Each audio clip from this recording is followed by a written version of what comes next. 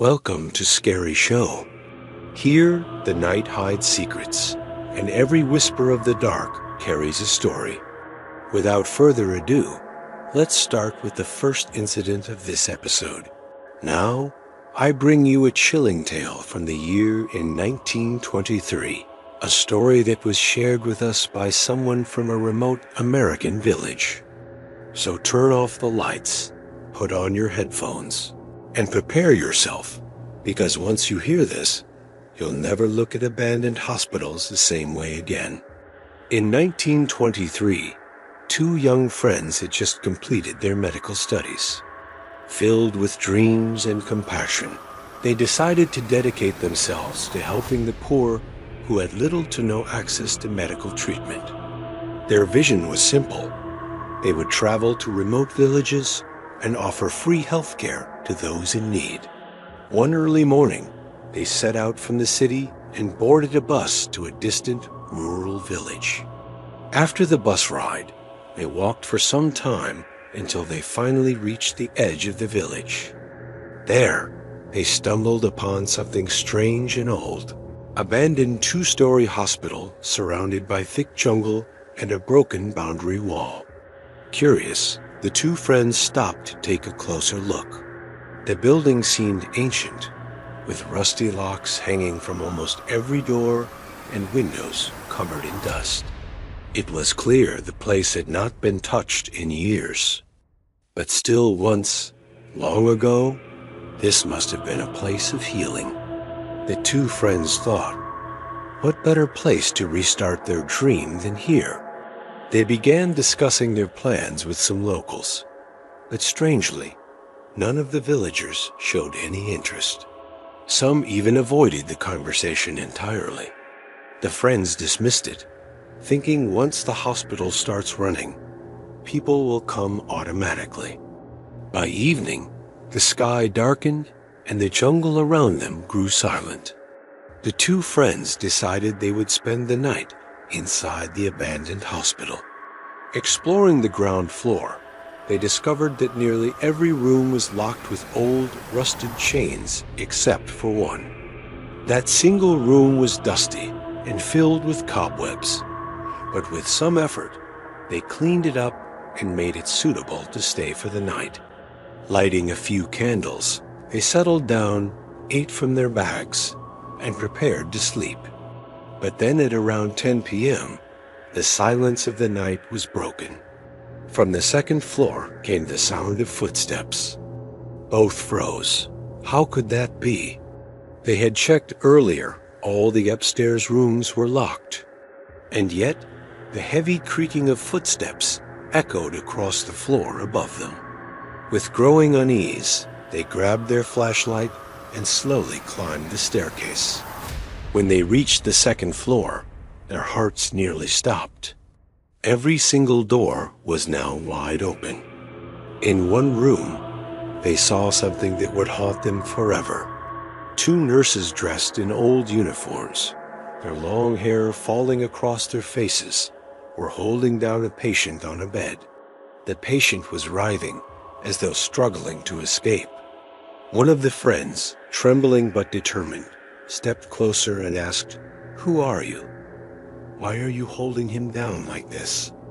Slowly, both nurses lifted their heads, and what they revealed was a nightmare.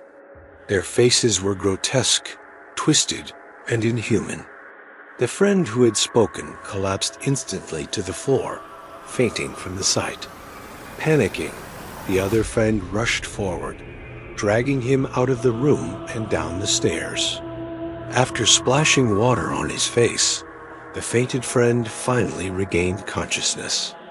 But they could not sleep. The fear had taken root deep inside them. At 3 a.m., the horror returned. This time it wasn't footsteps. It was screams. Blood-curdling screams echoing from upstairs. The two friends, terrified yet desperate for answers, decided to check again. This time, they didn't dare carry the flashlight. Quietly, step by step, they climbed back up. Through a crack in one of the doors, they saw it. The same patient was lying lifeless, and the two nurses were tearing into him, gnawing on his bones, chewing loudly in the dark. The sight was unbearable. The friends fled down the stairs, grabbed their bags, and ran into the night as fast as they could. Finally, they reached a villager's house and begged for shelter until morning. At dawn, determined to make sense of what had happened, they went back to the hospital. But in the daylight, everything was different. The rooms were locked again, dust and cobwebs undisturbed, as though no one had been there for years. Only then did they realize the truth. This was the reason why the villagers had refused to support their plan. Everyone already knew the hospital was cursed. That very day, the two friends returned to the city, never to set foot in that place again. And that, dear listeners, was the story of the abandoned hospital from 1923. Would you dare to spend a night in such a place?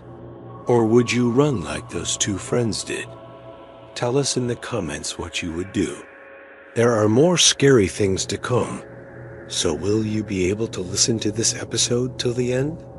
Before that, subscribe to the channel, and if you have already done so, thank you very much. Let's move on to the next story. Hey, welcome to the second story. This story comes from a university student named Jennifer who learned the hard way that we should never take anything from old abandoned places. So sit back and listen closely. Jennifer was a bright university student.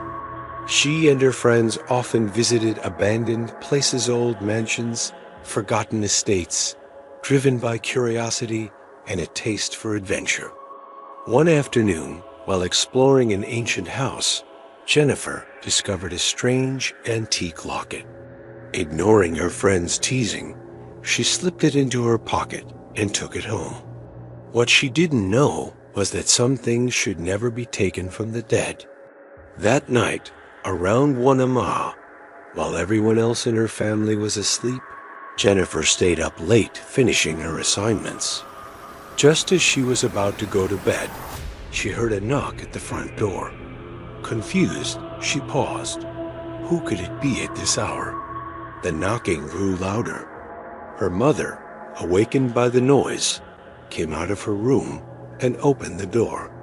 Standing outside was an old woman, silent, staring.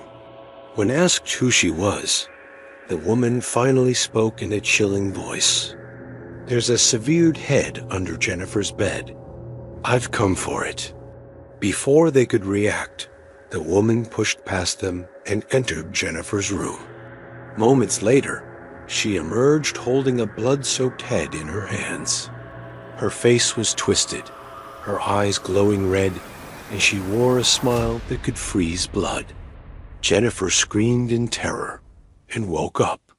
It was only a dream. Shaking, with her throat dry, she didn't even have the courage to leave the bed for water. Somehow, she forced herself back to sleep. The next morning, she shared her nightmare with her friends at the university, but they only laughed and brushed it off. That night, Jennifer drifted into another dream. She found herself inside a dim 2-story house. She didn't know how she got there. On the second floor, she entered a room where strange symbols were painted on the floor, and a single candle flickered in the center. Suddenly, she felt someone standing behind her. Slowly, she turned. It was the same old woman from the night before, holding a severed head, grinning with those terrifying red eyes. Jennifer screamed and ran, her footsteps echoing in the darkness, until she vanished into the void. Then she woke up again, gasping for air. That night, she couldn't sleep anymore. As she paced the balcony, a black cat suddenly leapt onto her. Startled, she pushed it away, but as it fell, it simply vanished into thin air. No sound, no body, nothing. The following night was darker still. It was the night of the new moon. Everyone at home had gone to bed, but Jennifer was awakened by the sound of knocking on her door. This time, she also heard her mother's voice calling desperately, "Jennifer, help me, please help me." Frightened and confused, Jennifer opened the door. At the end of the hallway, her mother was standing, motioning for her to follow. Slowly, the figure led her upstairs to the roof. But when Jennifer reached the rooftop, her mother was gone. The night was silent, the air heavy. And then, behind her, the rooftop door slammed shut, locking tight. She tried and tried, but it wouldn't open. Then she heard it, that same dreadful laugh. When she turned, she saw the old woman perched on a nearby tree, clutching the severed head, laughing with an inhuman, piercing gaze. Jennifer screamed and fainted. When she woke up, she was in her room, her family gathered around. Sitting with them was a local religious scholar, a Huger. Concerned by her condition, her family had called him for help. After hearing Jennifer's experiences, the man gave her protective charms, instructing her to keep them with her at all times. From that day on, Jennifer never encountered the old woman again. And that, dear listeners, was Jennifer's haunting tale. Do you believe the locket carried a curse? Or was it all just nightmares brought to life? Tell us what you think in the comments below.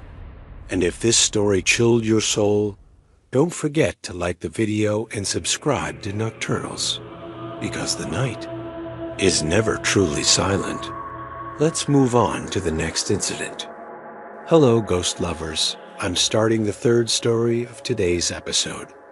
This story was sent to us by a listener from South Asia. His name is Robin Khan. What you're about to hear is not just a tale, but a real experience that happened to him nearly a decade ago. So, turn down the lights and prepare yourself, because this story takes place in a place many already feared, an abandoned stretch of railway tracks. 7 or 8 years ago, Robin lived with his parents near a small railway station. His house was only a short walk from the tracks. The railway station itself was simple, but the area between the two railway lines was something everyone feared. Overgrown with bushes and trees, dark even in daylight, people whispered that countless lives had been lost there, bodies torn apart by trains. But Robin and his friends didn't care. In fact, they welcomed it. To them, it was the perfect hideout. A place to drink, to smoke, to escape. One moonlit night, after drinking heavily, Robin lay on the grass with 3 of his friends. The silence was heavy, broken only by their laughter. But as Robin drifted toward sleep, he heard it. A child crying. Opening his eyes, he saw just 20 or 30 meters away, a small child sitting on the railway line, weeping. His blood ran cold. At that hour, how could a child be here? He tried to wake his friends, but they were too far gone, half asleep from the alcohol. He looked at his watch, 3:40 a.m. The crying continued for nearly 20 minutes before suddenly stopping. When he finally told his friends what he had seen, they laughed it off. "You're drunk, Robin. Just your imagination." But deep down, Robin knew it was something else. The next night, he learned just how real it was. That night followed the same routine: drinking, smoking, lying under the sky. But around 3 a.m., friends began to feel sick. 2 of them even vomited. And soon they all decided to head home. They begged Robin to come along, but he was too dizzy and stubborn. "Go ahead," he told them. "I'll leave later." Moments after they left, Robin was awakened again, this time not by a child, but by the sound of a girl crying. and she was sitting in the very same spot where the child had been the night before. The girl's sobs were sharp, heartbreaking. Robin, frightened but curious, called out, "Who are you? Why are you crying? What are you doing here?" But she gave no reply. Growing uneasy, Robin picked up a small stone and tossed it near her, just to draw her attention. The moment the stone landed, the crying stopped.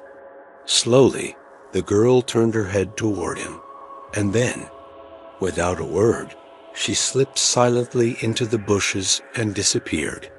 Robin's watch showed 4 a.m. He thought, enough. It's time to leave. But as he tried to stand, his body refused to move. His neck throbbed in unbearable pain, and an awful stench filled the air. And then, he felt it. Something was sitting on his shoulders. He could see, angling down in front of him, 2 pale legs swinging from his neck. His face burned with scratches as unseen fingers clawed at him, tugging at his hair. Robin screamed. He screamed with every ounce of strength he had left, until everything went black. When he opened his eyes again, he was no longer on the railway tracks. He was lying in his own bed, his parents sitting beside him, terrified. His face was cut, his body bruised. "What happened to you, Robin?"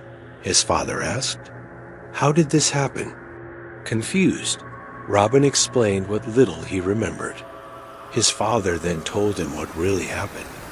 At dawn, around 5:30 a.m., a group of men heading to the nearby mosque for prayer had found Robin lying on the railway line. At first, they thought he was dead, another victim of the tracks. But when they checked, he was alive. Barely. They carried him to the hospital. The railway guard, recognizing him, alerted his friends. His friends told his father, who rushed to the hospital and brought him home. Robin and his father also revealed a terrifying truth. If the men hadn't found him when they did, Robin would have been struck and killed. A train was scheduled to pass less than 20 minutes later. That was the night Robin changed forever. He gave up drinking, left behind his reckless habits, and his family moved away from that place for good. And that, dear listeners, was the terrifying encounter of Robin Kahn. Do you believe the cries he heard were spirits of those who died on the tracks? Or was it something even darker? Let us know your thoughts in the comments below. And if you liked the stories in today's episode, then subscribe to this channel, because we are here to reveal the terrible truth. So without further ado, let's move on to the next incident. Hello, ghost lovers. Now I'm starting the 4th story of today's episode. This story comes from a listener who experienced something so terrifying, it will make you think twice before wandering alone at night. So, turn off the lights, grab your headphones, and prepare yourself. It all began in 2016, in a quiet rural town in New England. A young man named Ethan Miller lived with his parents on the outskirts of town, just a short walk from the abandoned industrial area that had been deserted for decades. Ethan and his friends often explored these old buildings, looking for adventure, unaware of the history hidden behind rusted doors and shattered windows. One building, in particular, a 2-story hospital abandoned since the 1930s, had always been off-limits. Locals whispered that strange things happened there. Shadows moving on their own, screams echoing at night, and people who ventured inside sometimes vanished. One late evening, after a small party with his friends, Ethan decided to explore the building alone. The streets were empty, and the full moon illuminated the decaying structure with an eerie glow. Pushing open the creaking front door, he stepped inside. The air was cold and damp. Dust covered every surface, and broken tiles crunched beneath his feet. As he walked through the hallways, he noticed symbols carved into the wall strange, circular designs that seemed to pulse under the moonlight. Suddenly, he heard it, a soft, weeping sound. Ethan froze. Following the sound, he entered a room on the second floor. There, sitting in the corner, was a young girl. Her hair covered her face, and her body shivered as she cried silently. "Who are you?" Ethan whispered. "Why are you here?" The girl didn't respond. As he stepped closer, the crying stopped. She slowly lifted her head, revealing eyes completely black, staring into his very soul. Ethan stumbled back, heart racing. Before he could escape, the room grew colder, shadows thickening until they seemed alive. Something unseen pressed down on his shoulders, heavy and suffocating. He tried to scream, but no sound came out. Then, he felt fingers in his hair, pulling him toward the girl. Panicked, he stumbled and ran, his flashlight flickering. He could hear footsteps behind him, echoing, but when he turned, the hallway was empty. Finally, he burst out of the building into the night air, gasping for breath. Ethan ran home and collapsed, shaking uncontrollably. The next morning, he returned to the building with friends, but everything appeared normal. The walls intact, the doors locked, the floor empty, as if nothing had happened. It was then he realized the building had shown him something that wasn't meant for the living. Something beyond the veil, something that only comes alive under the full moon. From that day, Ethan never ventured near the abandoned hospital again. He moved away from the town shortly after, leaving behind the memories of that terrifying night and the shadows that followed him. And that, dear listeners, is the story of Ethan Miller's encounter with the unknown. Would you dare to enter an abandoned hospital at night? Or would you run as he did? Share your thoughts in the comments below. And if this story sent chills down your spine, don't forget to like, share, and subscribe to Nocturnals. So without further ado, let's move on to the next incident. I'm starting the fifth story of today's episode. Now, you listen to a small town in Pennsylvania, where the dense forests hide an abandoned asylum, the kind of place locals warn you never to enter, even in daylight. The story of the young man we are about to hear will chill you to the bone. So make sure you are prepared, because the night is going to be very dark. In 2015, Alex Carter, a college student from Philadelphia, moved to the quiet town of Hollow Creek for a summer internship. A curious and adventurous young man, Alex was drawn to stories of the old Blackwood Asylum, a crumbling two-story building deep in the woods. The asylum had been shut down for decades. Rumor had it that during the 1940s, patients vanished mysteriously. And sometimes, locals claimed to hear screams echoing through the forest at night. Most people avoided the place entirely, but to Alex, it was irresistible. One late July evening, after finishing his work at the local library, Alex decided to explore the asylum. Equipped with only a flashlight and his backpack, he followed the narrow dirt path leading into the dense woods. The trees arched over the trail, creating a natural tunnel, and the air was thick with the smell of damp earth and decaying leaves. As he approached the asylum, the building emerged from the shadows like a relic of nightmares. Its windows were shattered, the paint peeling, and iron bars rusting across the doors. Alex hesitated for a moment, a chill running down his spine, but curiosity pushed him forward.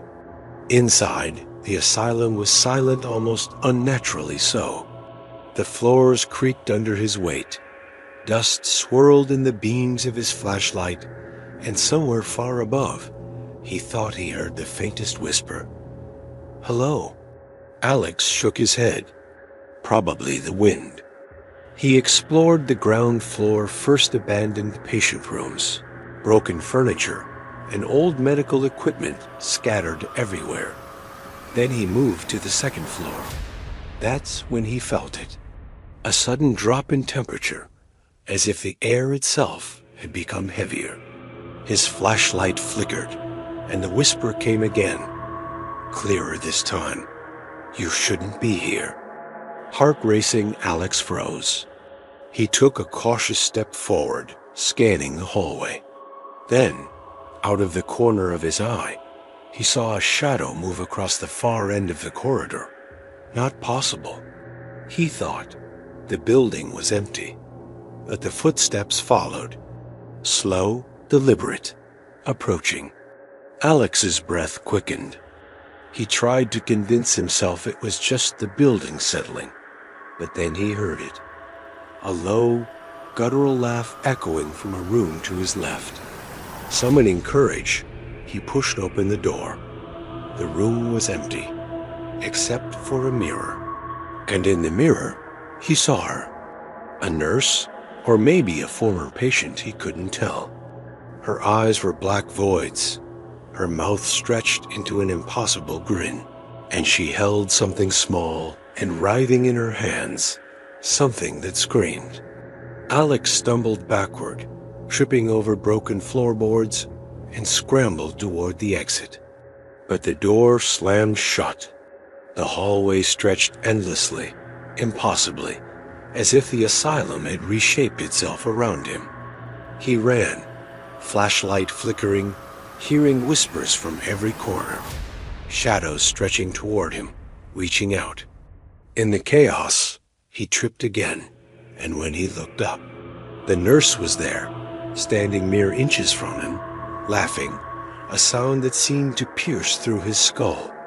Desperate, Alex screamed with every ounce of strength he had, and then, silence. When he woke up, he was outside, lying in the grass near the edge of the forest. Morning sunlight was breaking through the trees. His backpack was beside him, flashlight still flickering weakly. Had it all been a dream? Shaken, Alex returned to town. Locals at the diner noticed his pale, terrified expression. One old man, recognizing the signs of the asylum's curse, quietly told him, "It doesn't let go of those who enter. You're lucky it didn't take you." Alex never returned to Blackwood Asylum. He moved back to Philadelphia shortly after, leaving behind the cursed building and the forest that hid it. But even years later, sometimes when he passes by the woods, he swears he hears a faint whisper calling him back. And that, dear listeners, was the story of Alex Carter's night inside Blackwood Asylum. Would you dare enter an abandoned asylum deep in the woods? Or would you turn back before the shadows even notice you? Share your thoughts in the comments below, and prepare yourself for something even scarier. I think the next one is going to be the scariest in this episode. So without further ado, let's move on to the next one. I'm starting tonight's last story, meaning the last and most terrifying story of this episode.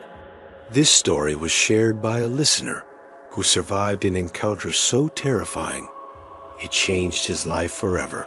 Prepare yourself.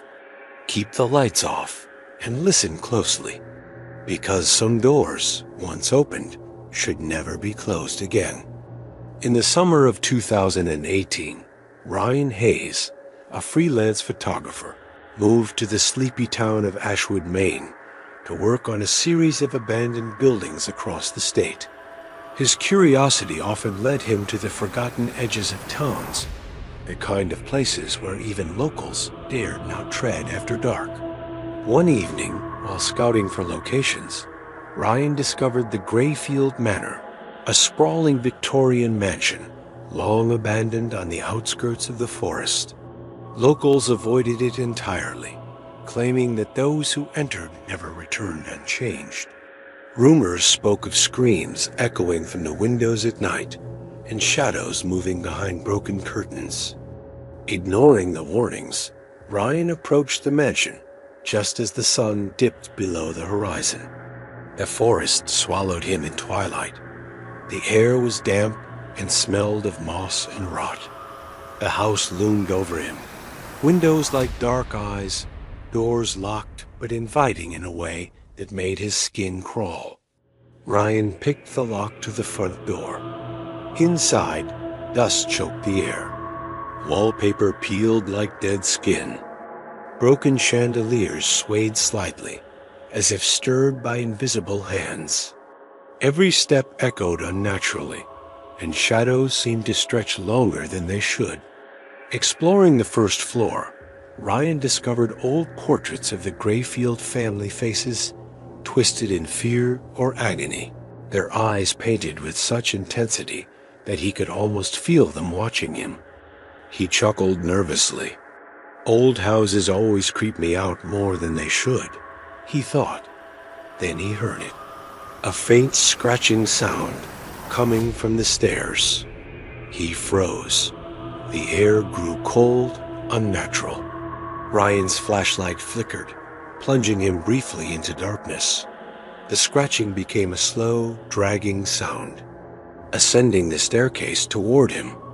He gripped his flashlight and climbed the stairs cautiously. The second floor smelled of decay and something metallic. At the end of the hallway, a door creaked open on its own. Ryan's curiosity overpowered his fear. Inside, he found a child's bedroom. Toys lay scattered, a rocking horse moving slightly on its own. In the corner, a little girl sat cross-legged, her long black hair hiding her face. She hummed a lullaby, but the melody was wrong, distorted, like it had been twisted by something evil. Ryan whispered, "Hello? Are you okay?" The girl slowly lifted her head. Her eyes were pure black, not pupils, just darkness. Her mouth stretched impossibly wide into a grin, and she whispered, "You shouldn't be here." Suddenly, the floor beneath Ryan seemed to pulse. Shadows erupted from the corners of the room, wrapping around him. Something cold pressed on his shoulders, lifting him slightly off the ground. He couldn't move. He couldn't scream. And then he saw them figures emerging from the walls. Twisted, grotesque forms, like shadows made flesh. They reached for him with fingers that seemed to pierce the air itself. One leaned close to his ear and whispered in a voice that was both familiar and inhuman, "You belong here now." Panic surged. Ryan wrenched free, crashing into the walls, knocking over toys and furniture. The figures vanished as suddenly as they appeared. He ran down the stairs, through the hallways, toward the front door, but it slammed shut before he could reach it. Desperate, he forced the door open, stumbling into the night. Outside, the fog had thickened, crawling over the forest floor like living smoke. Ryan didn't stop running until he reached his car, parked miles away from the mansion. Heart racing, drenched in sweat, he drove straight to the town. The next day, Ryan returned to photograph the manor, only to find it completely gone. The clearing where it had stood was now just dense forest, untouched by time. Nothing remained, no doors, no windows, no walls. Not even footprints. Ryan never returned to Ashwood. The memory of Grayfield Manor and the black-eyed girl who whispered in the dark haunts him to this day. And sometimes, late at night, he swears he can still hear the lullaby, coming from somewhere just outside his window. And that, dear listeners, was Ryan Hayes' encounter with the unthinkable. Would you dare explore an abandoned mansion hidden in the woods? Share your thoughts in the comments below. And here we end today's episode. May everyone be well, and of course, stay safe. And if you like or enjoy this scary ghost show, please subscribe to the channel and click on the bell icon. We will be presenting you with new scary true stories.